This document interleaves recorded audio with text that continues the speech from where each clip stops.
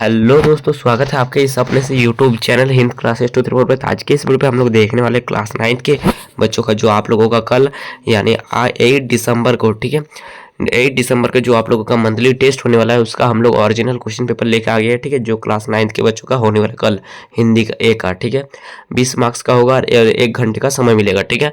ये आंसर की वीडियो है, ठीक है। क्या है, देखिए ये जो है आप लोग का ओरिजिनल क्वेश्चन है, ठीक है, एकदम ओरिजिनल पेपर। कल के पेपर में आप लोग आके कमेंट कीजिएगा कि एक भी क्वेश्चन बाहर से आया या नहीं आया। एक भी क्वेश्चन बाहर से नहीं आएगा, ठीक है, जो पढ़ाएंगे वही आएगा, एक भी बाहर से नहीं आएगा, ठीक है। एकदम ओरिजिनल पेपर, रियल पेपर कह सकते हैं, आंसर की वीडियो कह सकते हैं, ठीक है। यहाँ पे देख सकते हो डेट भी दे दिया गया है, यहाँ पे 8/12/2025, ठीक है, यहाँ पे 8/12/2025। देखिए तो पहला क्वेश्चन देख सकते हो, क्या बोल रहा, महादेवी जी से महादेवी जी से क्या बोल रहा है, चांदी का कटोरा किसने ले लिया। तो महादेवी जी से चांदी का कटोरा किसने ले लिया, तो नेहरू जी ने, या फिर क्या बोल रहा है उसके बाद गांधी मोदी जी ने, या फिर गांधी जी ने, या फिर इनमें से कोई नहीं। तो इसका आंसर हो जाएगा आप लोगों का ऑप्शन नंबर सी, ठीक है, गांधी जी ने, ठीक है। चलिए अगला प्रश्न देख लेते हैं। दूसरा प्रश्न है, लेखिका के घर के पास कहाँ के नवाब रहते थे। तो लेखिका के घर के पास कहाँ के नवाब रहते थे। तो इसका क्या हो जाएगा, पहला ऑप्शन है आप लोग आगरा के, लखनऊ के, उसके बाद अवध के, या फिर क्या बोल रहा है, जवारा के, ठीक है। तो इसका जो आंसर हो जाएगा लखनऊ के, ठीक है। लेखक की लेखिका के घर के पास कहाँ के नवाब रहते थे, तो 2 का आंसर हो जाएगा लखनऊ के। तीसरा प्रश्न देख सकते हो, महादेवी वर्मा द्वारा रचित पाठ मेरे बचपन के दिन, ठीक है, किस विधा में लिखा गया है, ठीक है। तो कौन से विधा में लिखा गया है, परीक्षा, या फिर निबंध, या फिर कहानी, या फिर इसमें समरण। तो इसका क्या हो जाएगा, 3 का हो जाएगा इसमें समरण। लेखिका जो था महादेवी वर्मा, वो अपने बचपन के बारे में लिखी है, मतलब याद करके लिखी है, तो ये हो जाएगा इसमें समरण, ठीक है। D is the correct answer. चल अगला प्रश्न देख लेते हैं। अगला प्रश्न है आप लोग का चौथा नंबर प्रश्न, क्या बोल रहा है, लेखिका अपने आरंभिक क्या बोल रहा है, कविताओं कहाँ छिपने भेजती थी।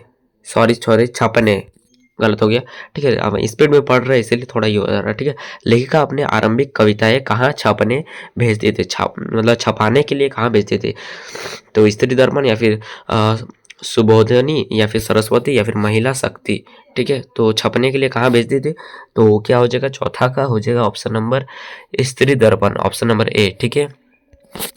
अगला देख लेते हैं। पांचवा नंबर प्रश्न है आप लोग का, चांदी की सी उजली जाली में कौन सा अलंकार है। तो का चांदी की सी उजली जाली अलंकार में कौन सा, मतलब एक कौन सा अलंकार है इसमें।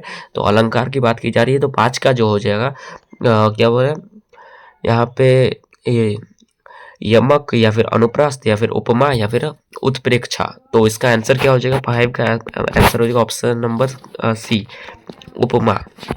नेक्स्ट क्वेश्चन, छठा नंबर प्रश्न है आप लोगों का, गाँवों के मन को कौन क्या बोल रहा है, हरता है, ठीक है। तो लोगों के मन को कौन हरता है। तो शहर, तालाब, या फिर गाँव की सुंदरता, या फिर समुद्र। तो गाँव जो होता है, लोगों का मन को कौन ये हरता है। तो इसका आंसर हो जाएगा गाँव की सुंदरता, ठीक है। Option number C is the correct answer, ठीक है। अगला अब देखेंगे हम लोग सब्जेक्टिव क्वेश्चन, जो आप लोग का सेक्शन बी में रहेगा, ठीक है। 2 नंबर करके जो है 4 प्रश्न रहने वाला है, ठीक है, लघु उत्तरीय प्रश्न होंगे, ठीक है। देखिए पहला प्रश्न है, प्रश्न को देखिए, यहाँ पे हम लोग आंसर को नेक्स्ट पेज पे बताएंगे, ठीक है। देखिए क्या बोल रहा, सुभद्रा कुमारी ने महादेवी के काव्य प्रतिभा, ठीक है, लिखने में कैसे मदद की, ठीक है। तो लिखने में कौन सा कैसे मदद की। 8वां प्रश्न है आप लोग, ग्रामश्री कविता में किस मौसम को के सौंदर्य का वर्णन है, ठीक है। जो ग्रामश्री कविता है उसमें कौन से मौसम का सौंदर्य का वर्णन है। 9 नंबर क्वेश्चन है, बगुले, ठीक है, बगुले गंगा तट पर क्या करते रहते थे, है। तो बगुला जो होता है गंगा तट पर क्या करते रहते हैं, ठीक है। और 10वां प्रश्न है, महादेवी ने बाबा की सोच समाज के अन्य पुरुषों से किस तरह अलग की। तो जो उसका महादेवी वर्मा के जो पिताजी थे, तो उनका जो उन्होंने अपने पिता का जो सोच बताया, अलग जो है समाज के सोचों से किस प्रकार भिन्न बताया, ठीक है।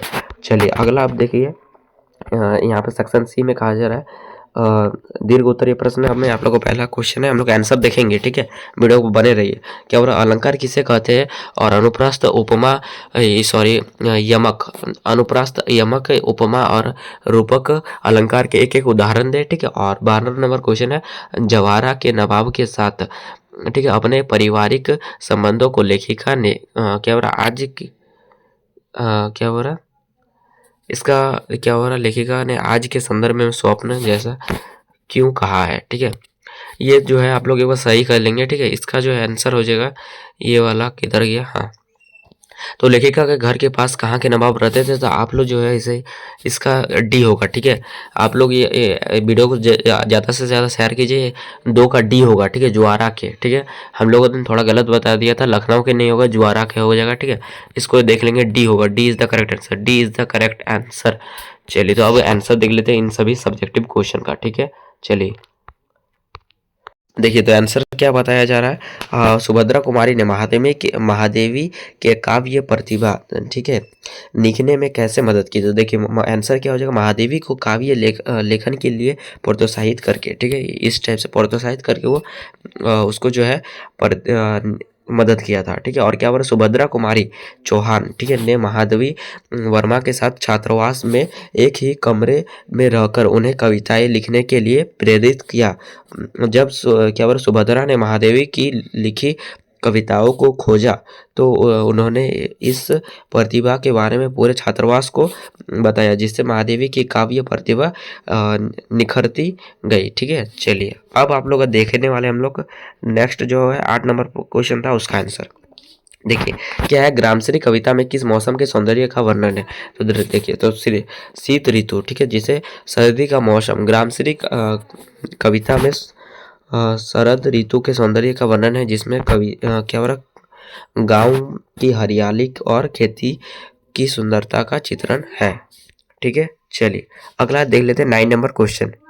देखिए 9 नंबर क्वेश्चन है हम लोग क्या, बगुले गंगा तट के पर क्या करते रहते हैं। देखिए तो आंसर क्या हो जाएगा, मछली, बगुले जो है गंगा तट पर क्यों रहता है, ठीक है, मछली पकड़ने के लिए क्या हो रहा, ध्यान लगाकर खड़े रहते हैं, ठीक है, कौन, बगुला, ठीक है।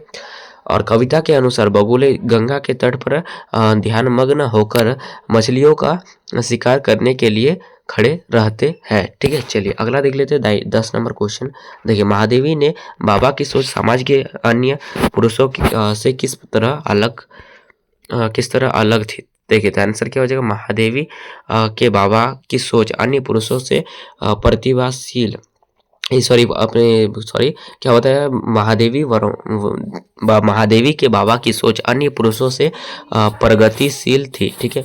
महादेवी के बाबा की सोच समाज के अन्य पुरुषों से इस मायने में अलग थी कि वे महिलाओं की शिक्षा के प्रबल समर्थक थे और उन्होंने अपनी पोथी महादेवी को सच शिक्षा प्राप्त करने के लिए प्रोत्साहित किया, ठीक है। चलिए अगला देख लेते हैं आप लोगों का 11 नंबर क्वेश्चन। देखिए तो 11 नंबर क्वेश्चन है, क्या हो रहा, अलंकार किसे कहते हैं और अनुप्रास्थ यमक और उपमा रूपक अलंकार के एक एक उदाहरण थे। तो आंसर देखिए, तो अलंकार, देखिए अलंकार आप लोग क्या कहें, काव्य शोभा बढ़ाने, अलंकार किसे कहा जाता है, काव्य शोभा बढ़ाने के तत्वों के अलंकार कहते हैं। तो काव्य शोभा जो बढ़ाता है उसी को अलंकार कहते हैं, ठीक है। जिस प्रकार आभूषण जो होता है, जिस प्रकार आभूषण अलंकार पहनने से नारी सुंदर दिखती है, ठीक है। जिस प्रकार कोई अगर नारी होती है गहना पहनती है तो सुंदर दिखती है, उसी प्रकार जो कोई शब्द होता है तो उसको अलंकार लगा देते हैं तो वो क्या होता है, सुंदर लगता है, ठीक है, पढ़ने में ठीक लगता है। उसी प्रकार अलंकार प्रयोग करिए क्या बार काव्य में सौंदर्य उत्पन्न होता है, ठीक है। चलिए अगला आप लोग देखिए, यहाँ अनुप्रस्थ यमक और रूपक उदाहरण दिए गए, ठीक है। देखिए तो जो है रूपक अनुप्रास्थ अलंकार, जहाँ एक ही वर्ण बार बार आवृत्ति हो, मतलब एक ही वर्ण बार बार आ जाए, ठीक है। मतलब देखिए च च च 3 बार आया हुआ है ना, तो इसी प्रकार मतलब बार बार कोई भी अगर वर्ण कोई भी क्या बोलता है और से दीर्घ होता है ना, तो कोई भी एगो अगर अक्षर बार बार आता है तो उसी पर क्या कहा जाता है, अनुप्रास्थ अलंकार। यहाँ पर उदाहरण दिया गया है, आप इसे देख लेंगे, ठीक है। अगला देखिए यमक उदाहरण का भी देख लीजिए, ठीक है, हम लोग बता दें, आप लोग देख लीजिए, ठीक है, और पढ़ लीजिए, स्क्रीनशॉट मार लीजिए, ठीक है।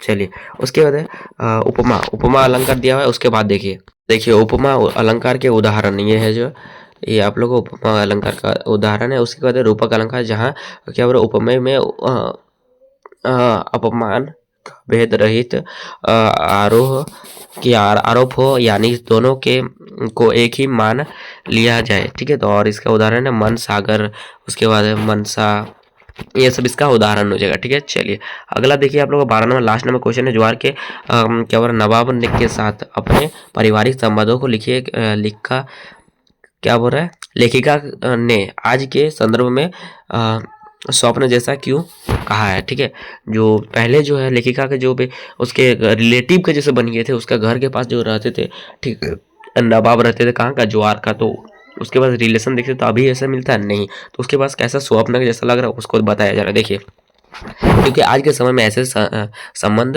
क्या हो रहा है दुर्लभ है। ठीक है, लेखिका ने ज्वार के नवाब के साथ अपने पारिवारिक संबंधों की आज के संदर्भ में स्वप्न जैसा इसलिए कहा है क्योंकि क्या हो रहा है उस समय धर्म और जाति के बंधनों से ऊपर उठकर क्या हो रहा है गहरे मानवीय संबंध थे। ठीक है, और ये हो जाएगा आप लोगों का इतना दूर आंसर। ठीक है, चलिए मिलते हैं, तो ये इस सभी पॉइंट को देख लेते हैं, तो मिलते हैं अगले वीडियो, तब तक के लिए बाय, जय हिंद जय भारत। और तब तक के लिए आप लोग जो है चैनल को सब्सक्राइब कर लीजिए, क्योंकि दूसरा जो भी आप लोगों का सब्जेक्ट है उन लोगों के आंसर की अपलोड करना स्टार्ट हो जाएगी, और जो भी 8 9th और 7th उसके बाद 11th 6 ये सब जो बच्चे हैं उन लोगों का भी आने वाला है क्वेश्चन कुछ ही देर में। चलिए बाय बाय।